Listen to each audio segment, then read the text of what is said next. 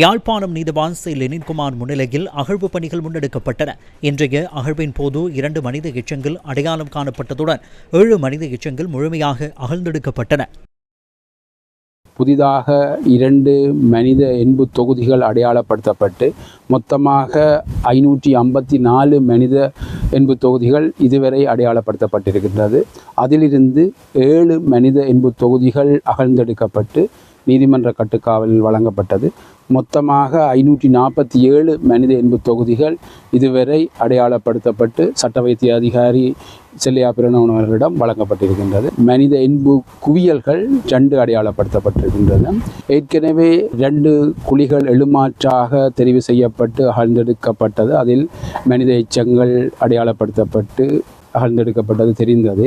அதைவிட ஜிபிஆர் பரிசோதனை செய்யப்படாத இந்த சிந்துபாத்தி எல்லைக்குள் இருக்கின்ற பகுதிகளை தெரிவு செய்து இன்று 1 மீட்டர் அகலமும் 1 மீட்டர் நீளமுமான குழிகள் 6 அகலப்பட்டு அதில் மனித எண்பு தொகுதிகள் 3 குழிகளுக்குள் அடையாளம் காணப்பட்டிருக்கின்றன. யாழ்ப்பாணம் செம்மணி சித்துப்பாத்தி மனித புதைக்குழிக்கு சர்வதேச நீதி கோரி நீதியின் ஓலம் 2 எனும் பெயரில் செம்மணி சந்தையில் கவனஈர்ப்பு நடவடிக்கை முன்னெடுக்கப்பட்டது. தாயக செயலணையின் ஏற்பாட்டில் முன்னெடுக்கப்பட்ட கவனஈர்ப்பு நடவடிக்கையில் மத தலைவர்கள், அரசியல்வாதிகள், வலிந்து காணாமலாக்கப்பட்டோரின் உறவினர்கள், பொதுமக்கள் உள்ளிட்ட பலரும் பங்கேற்றனர்.